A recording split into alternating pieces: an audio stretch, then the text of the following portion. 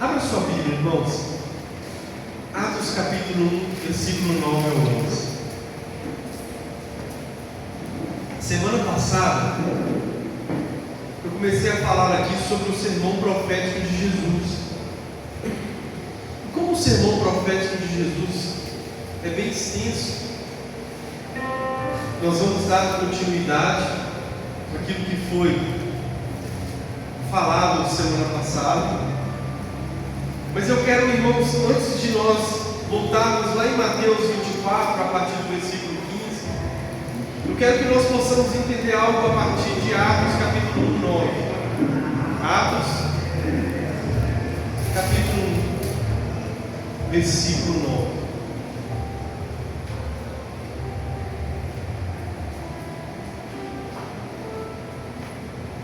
Atos 1, versículo 9. Quem achou, diga amém. Atos, capítulo 1, versículo 9. Diz assim: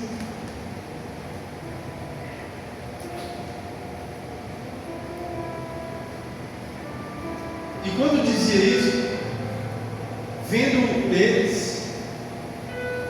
foi levado às alturas, a uma nuvem o recebeu, ocultando seus olhos.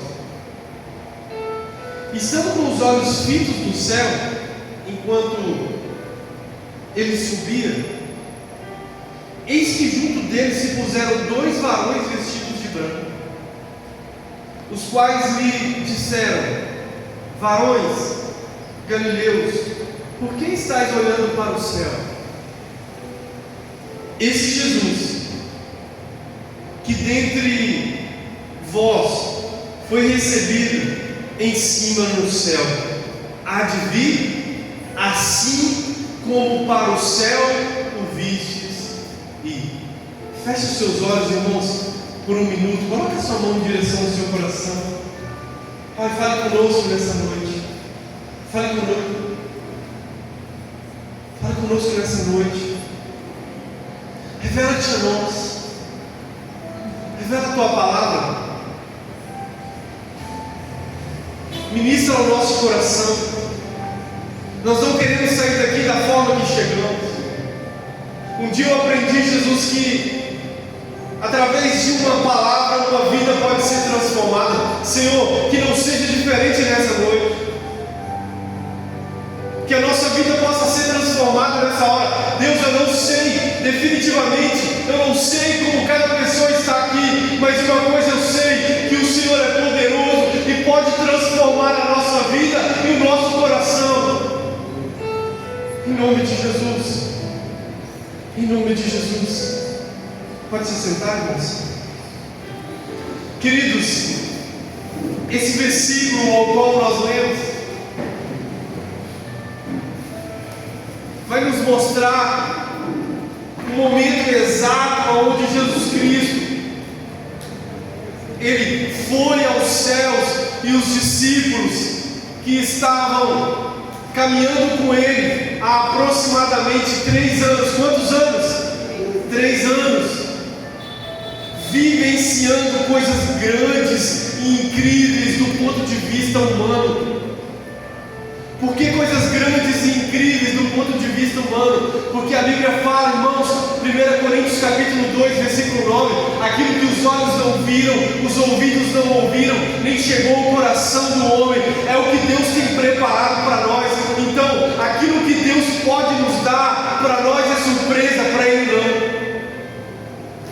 E o último versículo de João vai dizer que tudo aquilo que Deus fez, que Cristo fez aqui nessa terra, não se pode colocar em livros. Então, aproximadamente 3 anos os discípulos ficaram experimentando de Deus encarnado, de Cristo como homem aqui nessa terra.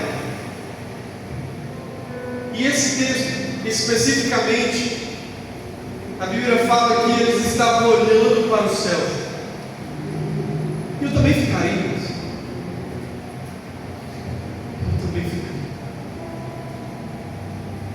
Nós também ficaremos. Porque naquele momento Jesus estava subindo aos céus. E dois varões, dois anjos, se colocaram diante daqueles discípulos e falaram com eles: olha, por que vocês estão olhando para o céu? Esse mesmo Jesus que veio aqui, um dia Ele há de voltar para buscar e para estar com vocês definitivamente. João 14 vai dizer isso. Ele vai buscar uma noiva. Fala assim comigo: Jesus vai voltar para buscar a sua noiva. Agora, irmãos, tudo isso aconteceu porque Jesus Cristo ressuscitou. E é por isso que nós estamos aqui. Paulo vai dizer aos Coríntios que se Cristo não ressuscitou, Diego, logo é vã a nossa fé e é vã a nossa pregação. Lógico, Ele ressuscitou. O mesmo apóstolo Paulo vai dizer que Ele apareceu para mais de 500 pessoas. Existem provas infalíveis de que Ele de fato ressuscitou. Por que eu estou lendo esse texto, irmãos? Porque esse texto fala, na sua essência, de que Ele vai voltar. Fala assim comigo: Jesus vai voltar. Ele vai voltar. Agora, nós, irmãos, louvado seja Deus que hoje estamos vivendo a Páscoa, amém? E a Páscoa fala: Jesus ressuscitou. Mas não parou por aí. Ele ressuscitou, Ele subiu aos céus e Ele vai voltar para buscar a sua noiva. E é por isso que nós estamos aprendendo nesses dias sobre o sermão profético de Jesus.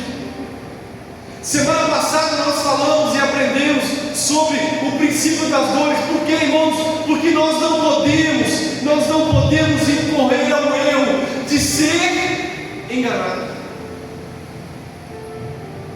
Nós não podemos. Fala para o seu irmão que está do seu lado: me ajuda a pregar, por favor. Fala: você não pode ser enganado.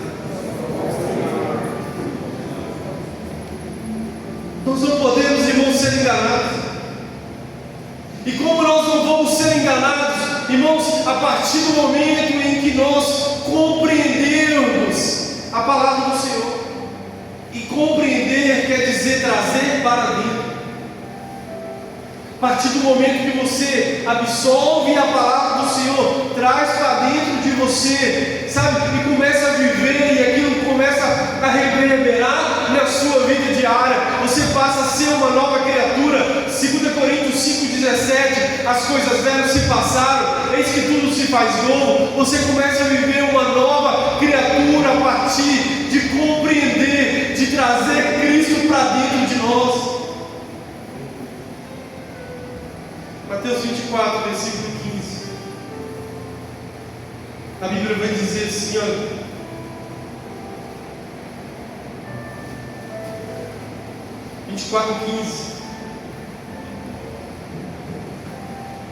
quando pois virdes que a abominação da desolação de que falou o profeta Daniel está no lugar santo, quem lê, quem entenda.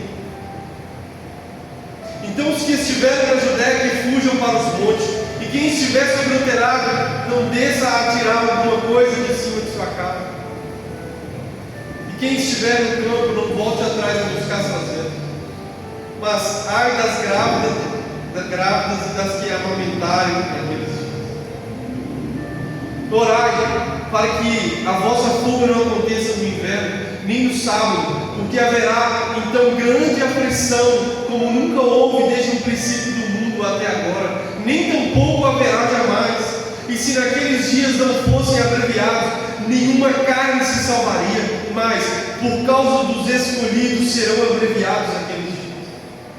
Então, se alguém vos disser: eis que o Cristo está aqui ou ali, não lhes dê crédito, porque surgirão falsos cristos e falsos profetas, e farão tão grandes sinais e prodígios, que, se possível fora, enganariam até os escolhidos. Eis que eu vos tenho predito. Portanto, se vos disserem, eis que ele está no deserto, não saiais, ou eis que ele está no interior da casa, não acrediteis, porque assim como o relâmpago sai do oriente e se mostra até o ocidente, assim será também a vinda do Filho do Homem, pois onde estiver o cadáver, aí se ajuntarão as águas. Esse é o versículo, esses são os versículos que eu quero que nós venhamos meditar nessa noite. Hoje eu quero falar sobre a grande tribulação.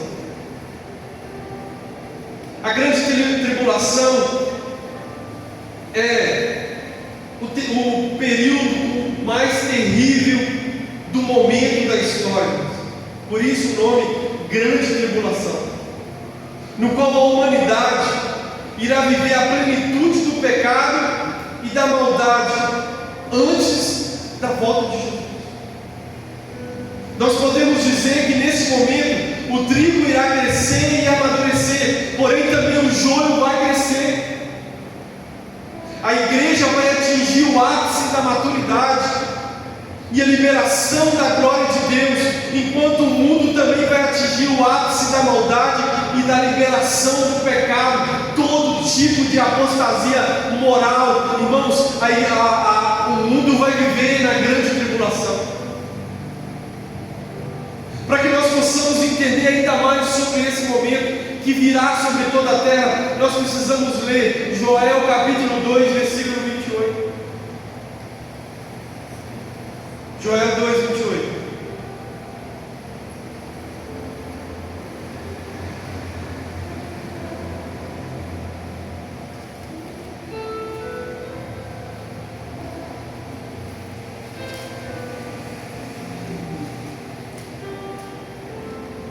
E há de ser que depois derramarei do meu espírito sobre toda a carne.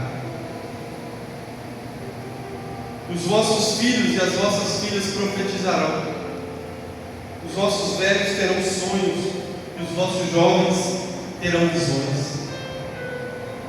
Também sobre os servos, sobre as servas, naqueles dias derramarei o meu espírito. Mostrarei prodígios do céu e na terra, sangue e fogo e colunas de fumaça. O sol se converterá em trevas, a lua em sangue, antes que venha o grande e terrível dia do Senhor. Aqui está dizendo, queridos, aquilo que nós temos afirmado. Pedro, quando o Pentecostes, eu já falei sobre isso aqui. Pedro, quando o Pentecostes, no Pentecostes eles foram cheios do Espírito Santo, Atos capítulo 2, vai dizer que Pedro pegou esse texto e fez uma explanação, uma pregação acerca de que aquilo que estava acontecendo era o cumprimento da profecia de Joel 2:28. Não, esses homens, ele disse, não, esses homens não estão embriagados, sendo ainda a hora nona. Não, eles estão vivendo Joel 2:28.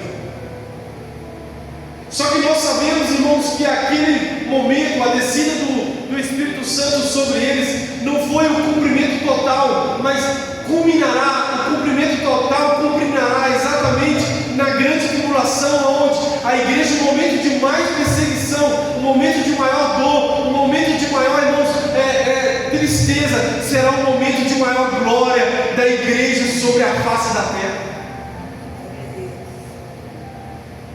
Miqueias capítulo 7, versículo 15.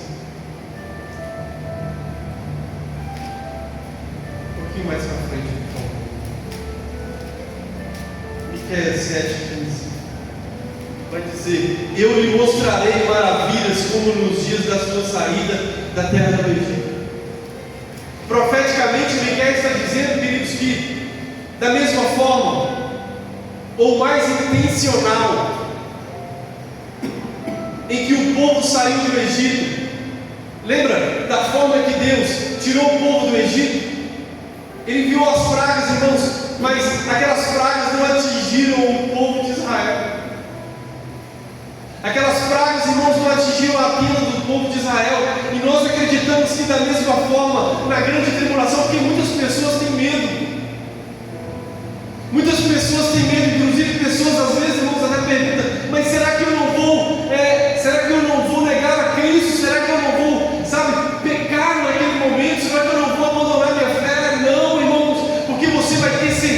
certeza, você vai ter certeza de quem Cristo é para você, porque você vai saber quem vai estar com você naquele dia.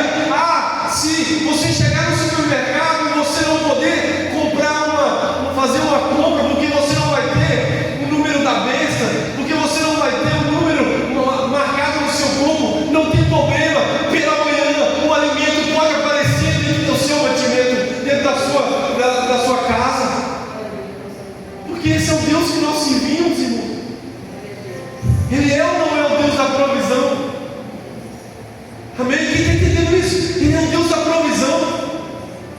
Quem disse que nós vamos precisar das coisas desse mundo? Davi vai dizer: o Senhor é o meu pastor e de nada eu tenho falta. Se você tem tudo, hoje você precisa entender que na grande tribulação você precisa continuar tendo tudo, e esse tudo não é nada que diz, nada que está nesse mundo. Esse tudo é Jesus, esse tudo é Ele. Se a sua casa tem Jesus, mantenha Jesus na sua casa. Por quê? Porque naquele dia o que você vai precisar é exatamente dele. Glória a Deus. Aleluia. Malaquias capítulo 4, versículo 5.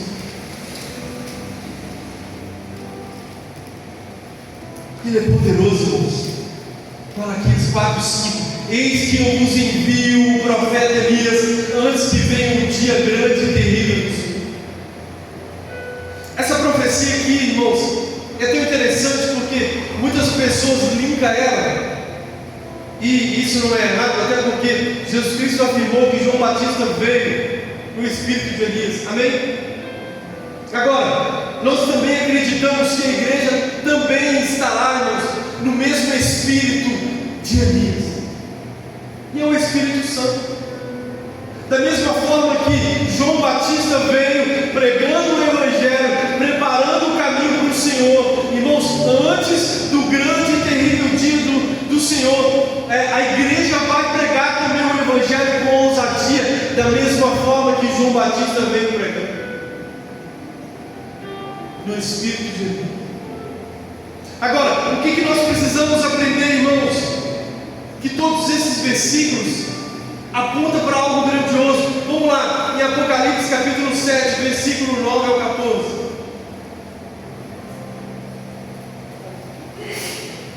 Eu estou falando da grande tribulação. Apocalipse 7, 9 ao 14, vai dizer: depois dessas coisas eu olhei, e eis aqui uma multidão ao qual ninguém podia contar,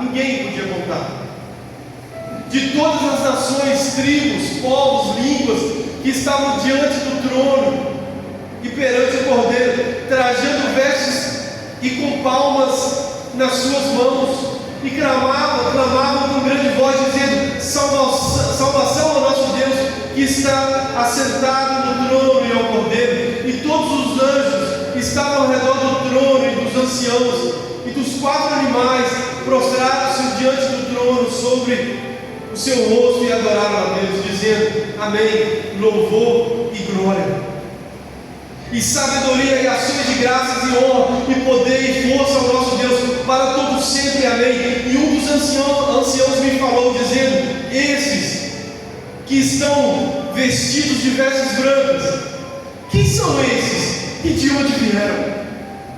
Olha o versículo 14. E eu disse: Senhor, tu sabes. E ele disse: esses são os que vieram da grande tribulação, lavaram suas vestes e as branquearam no sangue do Cordeiro. Irmãos, o que nós precisamos? Se não continuar lavando as nossas vestes do sangue do Cordeiro,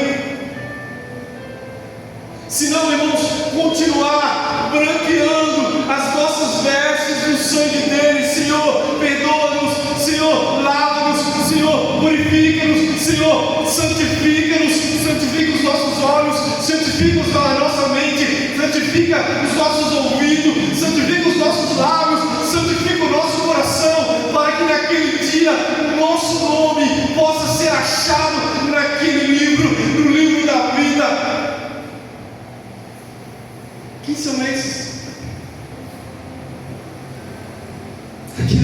fizeram na grande tribulação. Capítulo 12, versículo 11 apenas. E eles o venceram pelo sangue do Cordeiro e pela palavra do seu testemunho, e não amaram a sua vida até a morte. Guarde essa palavra no seu coração.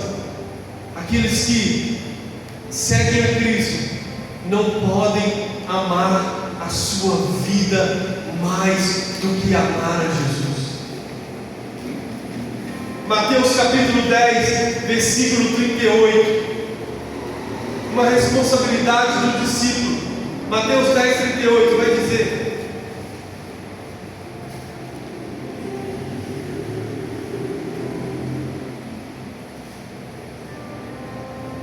e quem não toma a sua cruz e não segue após mim não é digno de mim. Quem achar a sua vida, perderá. E quem perder a sua vida por amor de mim, achará. Olha isso, irmãos. Quem não toma a sua cruz e não segue após mim não é digno de mim. Nesse contexto, toda pessoa que passava a mão numa cruz já se despedia dos seus familiares e amigos, porque a cruz é símbolo de morte. A cruz é símbolo de renúncia. Se nós não renunciarmos à nossa vida, Jesus renunciou à sua vida nos céus para estar aqui. Filipenses 2 vai dizer isso. De sorte, irmãos, que haja em vós o mesmo sentimento que houve também em Cristo Jesus. Paulo vai dizer. Qual o sentimento? Que negou o seu trono de glória para vir aqui morrer no meu e no seu lugar. Agora, voltando para o texto, a Bíblia fala que nós, irmãos, precisamos lavar as nossas vestes todos os dias no sangue do Cordeiro, para que naquele dia nós possamos estar lá com Ele. E nós não possamos abrir mão, que nós não podemos, irmãos, abrir mão de estar com Ele naquele dia. Agora, o versículo 15 vai dizer: quando vi depois a abominação da desolação, de que falou o profeta Daniel. Esse período é o período da grande tribulação. Essa abominação da desolação quer dizer, abominação quer dizer algo extremamente ofensivo a Deus. Desolação quer dizer destruição, abandono, lugar destruído. E historicamente falando, aconteceram, irmãos, algumas coisas que demonstraram também essa desolação da abominação. Por volta de 167 anos antes de Cristo, porque essa palavra foi profetizada por Daniel. Então, por volta de 167 anos antes de Cristo, Antíoco Epifânio invadiu Jerusalém e destruiu e abominou o templo.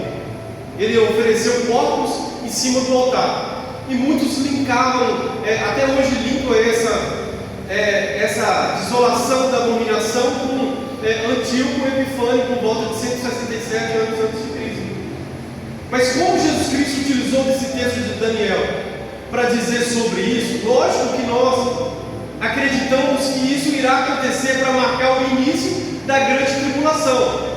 E muitas pessoas, inclusive Flávio José vai dizer isso na história dos Hebreus, que por volta de 70 anos depois de Cristo, aconteceu também uma desolação da abominação, aonde Roma invadiu Jerusalém e também destruiu o templo. Agora, eles também fizeram muitas abominações dentro do templo, mas ainda não é o ápice da grande tribulação.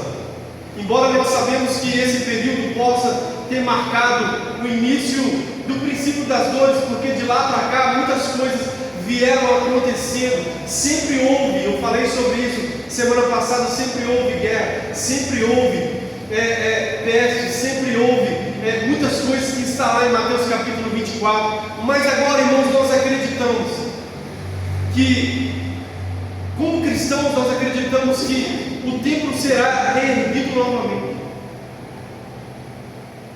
e que o anticristo irá crescer visualmente. As pessoas vão saber que é o anticristo, porque ele atua nesse mundo. Nós sabemos disso. E essa abominação da desolação vai marcar, nós acreditamos, o grande início desse período tribulacional, aonde o sacrifício cessará. Nós tivemos aqui no ano passado uma manhã escatológica, onde nós ensinamos bem pausadamente sobre isso, aonde o sacrifício vai ser pausado e acontecerá essa abominação da desolação.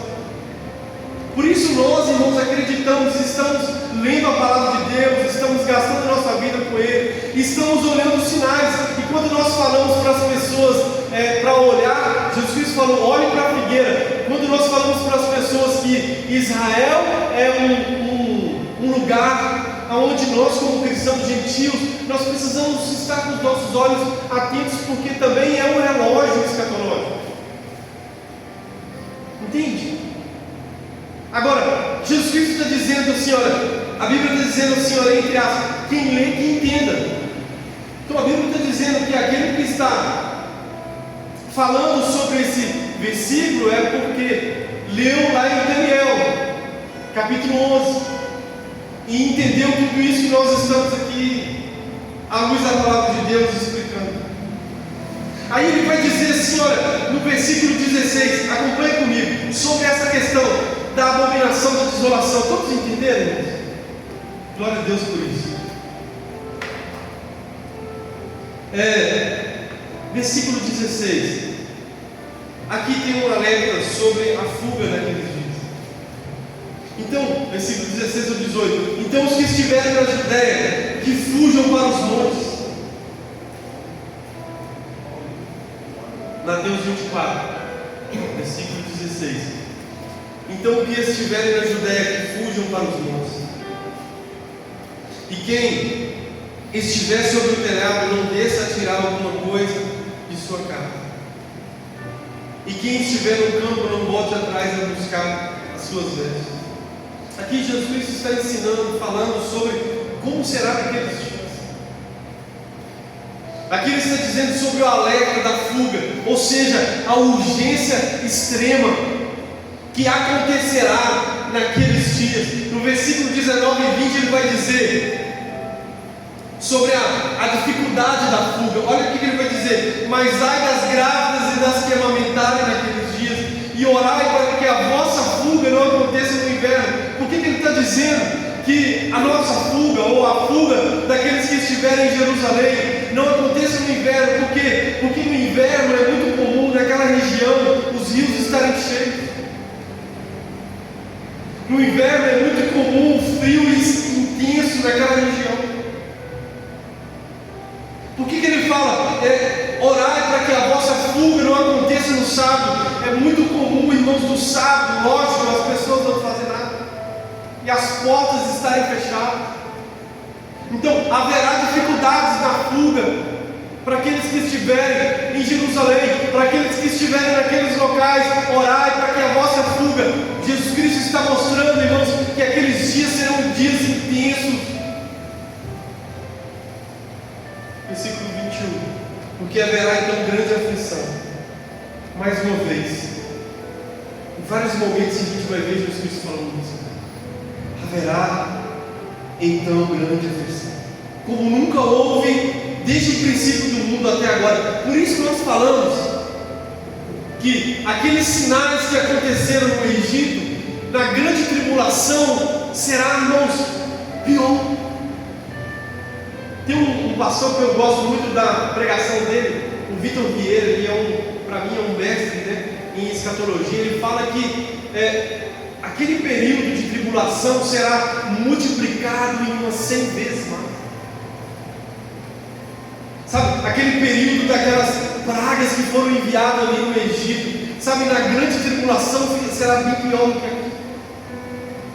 Porque a Bíblia está dizendo: nunca houve na terra um momento com tão grande tribulação. Está aí, ó. Nunca houve, nem tampouco haverá jamais. Versículo 22: e se aqueles dias não fossem abreviados, nenhuma carne se salvará, mas por causa dos escolhidos serão abreviados aqueles dias. Por causa de quem? Dos escolhidos. Quem são os escolhidos? Levanta sua mão para Jesus. Aleluia. Nós somos os escolhidos. Ele vai abreviar aqueles dias. Tem pessoas que já afirmam, né, que os dias já estão sendo abreviados. Mas olha só, irmãos, olha o que Jesus Cristo está dizendo: se aqueles dias não fossem abreviados, nenhuma carne se salvaria, ninguém se salvaria, mas por causa dos escolhidos.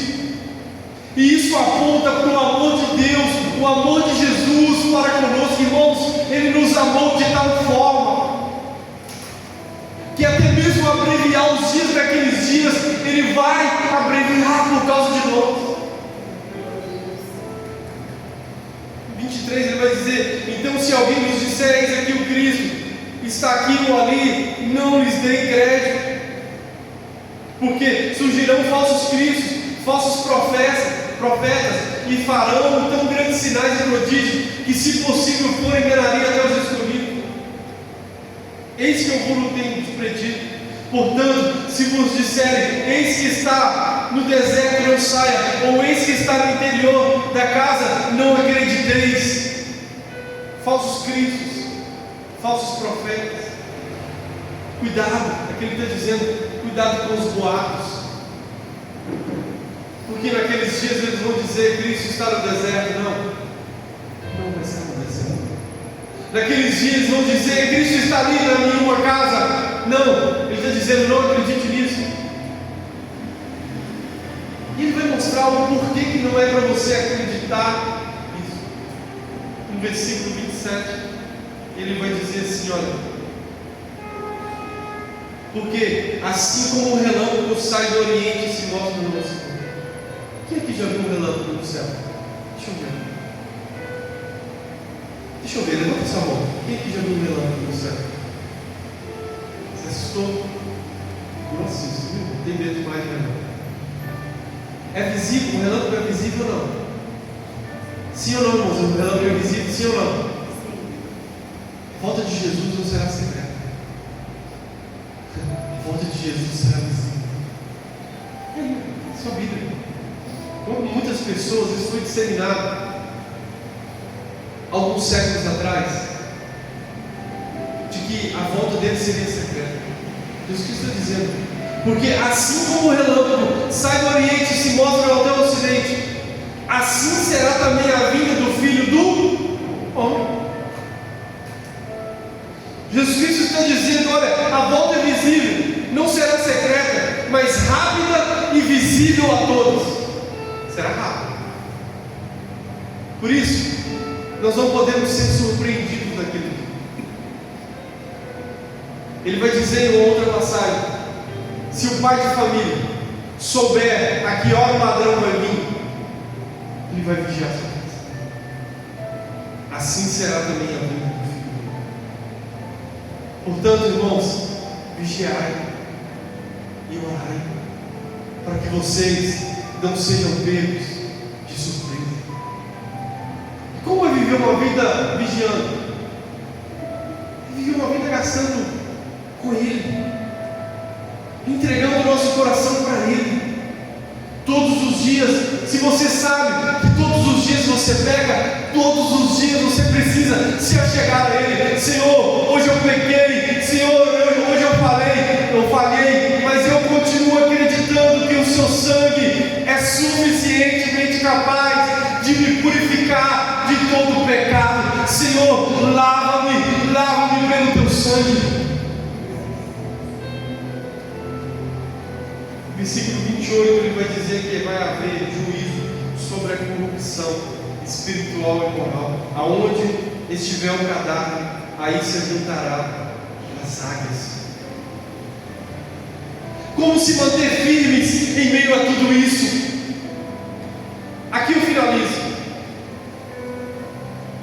Duas passagens para nós entender. Como nós vamos nos manter firmes em meio a tudo isso? Romanos capítulo 12.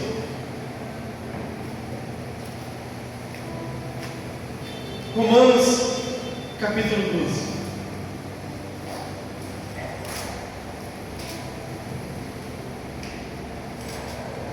Versículo 12.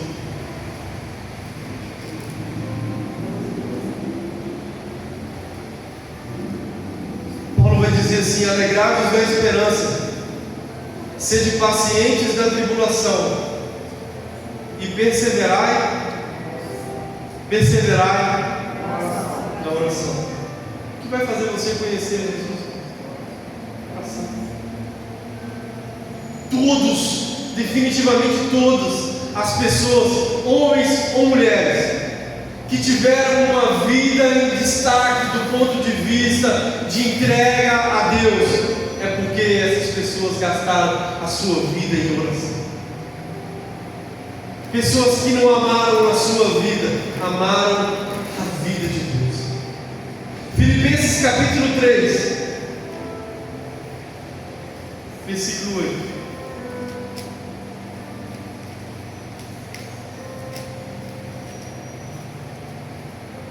Paulo vai dizer: na verdade tenho também por perda todas as coisas, pela excelência do conhecimento de Cristo. Olha o que ele está dizendo, isso. Eu tenho na verdade como perda todas as coisas, pela excelência do conhecimento de quem? De Jesus Cristo, meu Senhor, pelo qual sofri a perda de todas essas coisas e a considero como esterco para que possa ganhar a Cristo e seja achado nele. Não tenho a minha justiça que vem da lei, mas a que vem pela fé em Cristo, a saber, a justiça que vem de Deus pela fé, para conhecê-lo e a virtude da sua ressurreição e a comunicação de suas aflições, sendo feita conforme a sua morte, para ver se de alguma maneira eu possa chegar à ressurreição dos mortos. Não que eu já haja alcançado o que seja perfeito, mas prossigo para alcançar aquilo que para o que fui também preso por Cristo Jesus. Irmãos, quanto a mim, não julgo que haja alcançado, mas uma coisa faço, e é que, esquecendo das coisas que atrás ficam e avançando para as que estão diante de mim, prossigo para o alvo, pelo prêmio da soberana vocação de Deus em Cristo Jesus, pelo que todos quantos já somos perfeitos, sintamos isso mesmo. E se sente alguma coisa de outra maneira, também vos revelará. Mas naquilo a que já chegamos, andemos segundo a mesma regra e sintamos o mesmo. Paulo está dizendo: e seja achado nele,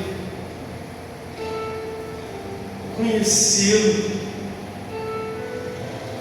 conhecer a virtude da sua ressurreição. Então o que ele está dizendo, irmãos?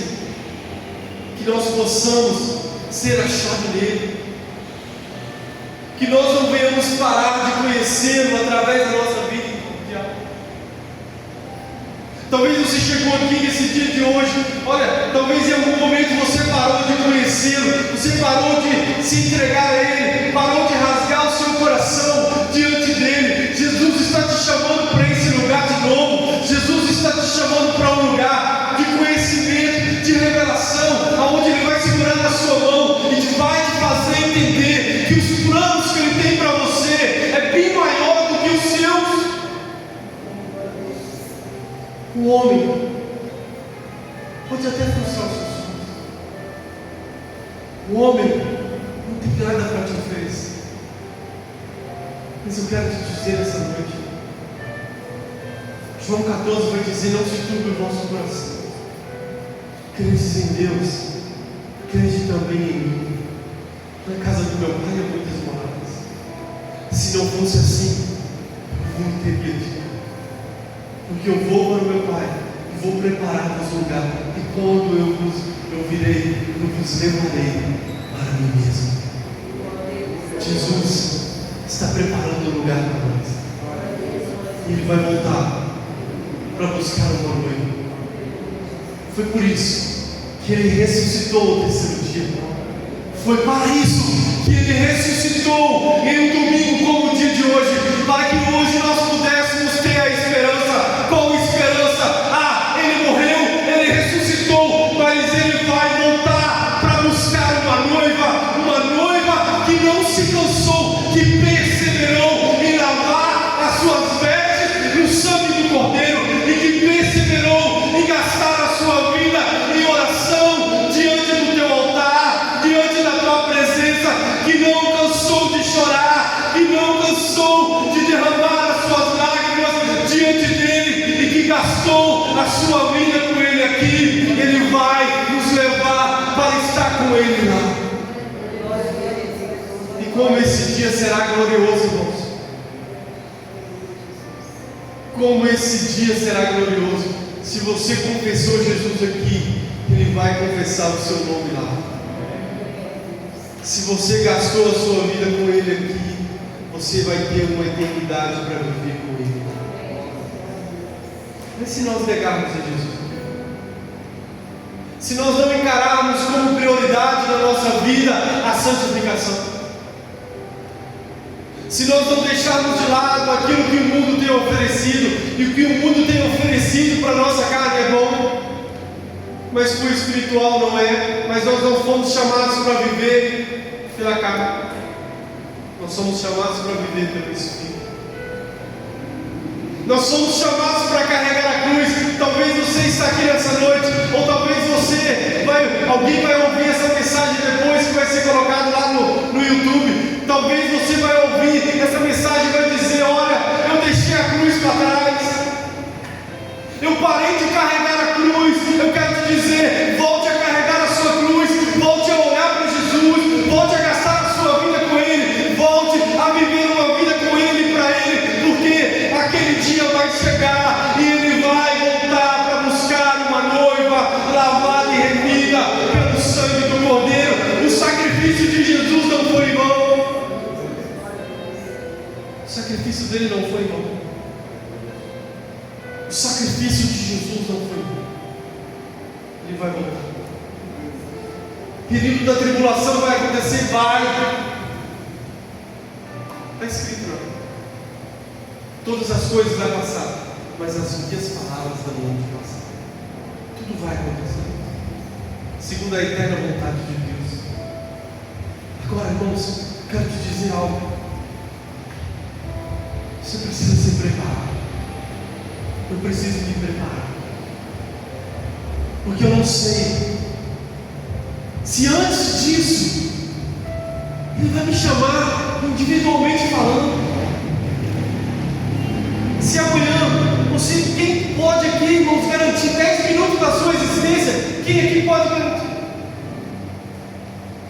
Quem aqui pode dizer: nós podemos fazer planos, mas a resposta vem de quem? O homem faz planos, mas a resposta vem de Deus. Você pode sonhar, por favor, sonhe, por favor, acredite, mas lembre-se: tudo aquilo que você quer viver, você pode viver, ou você vai viver, se Ele permitir. Nós não sabemos se estaremos aqui amanhã, mas uma coisa eu sei: se eu gastei a minha vida com Ele hoje, e amanhã eu posso estar com Ele na eternidade. Se eu vivi uma vida com Ele aqui, eu vou estar com Ele lá. Se eu gastei minha vida com Ele aqui, a qualquer momento Ele pode me chamar para estar com Ele lá, e está tudo certo, irmãos. Ele é o dono da vida.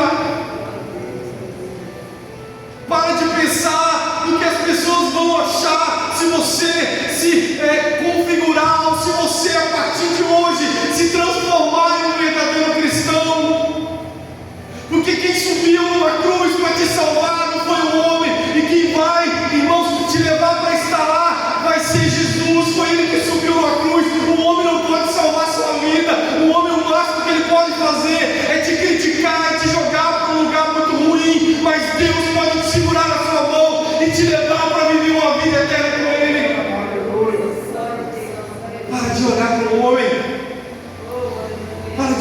pessoas. Para de olhar para o sistema desse mundo. O mundo já é maligno. Agora o governo falando de tal, agora a nossa vida está acabada. Quem te disse que o cristão não vive por aquilo que vê? O cristão, o justo, vive pela fé. Deus vai sustentar a sua casa.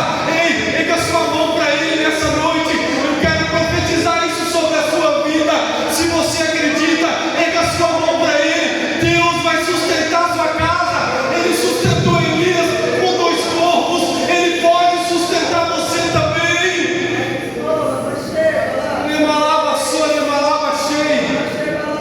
Você precisa crer nisso, irmãos. É o Deus de Elias, é o Deus de Isaac, é o Deus de Abraão, é o nosso Deus. Nós vamos continuar gastando nossa vida com Ele. Não há nada, irmãos, que pode nos separar. Paulo vai dizer que pode nos separar do amor. Aleluia, Jesus.